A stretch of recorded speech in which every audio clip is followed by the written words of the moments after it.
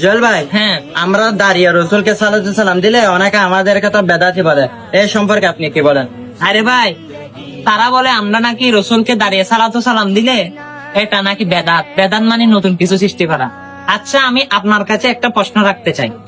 Wise করনি আমার রসুলকে কিন্তু দেখে নাই, কিন্তু আমার রসুলের উহুদের ময়দানে 2টা দান্দান মোবারক শহীদ হয়েছিল শুনে আর 32টা দাঁত ভেঙে ফেলেছিল পাথর দিয়ে। এর ব্যাপারে আপনি কি ফতোয়া দিবেন?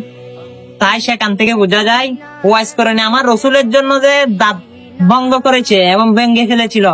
একজন মানুষ যদি শরীরের মধ্যে যদি বেলেট মারে, সে বেলেটের কারণে যদি রক্ত হয় সেটা হারাম হবে।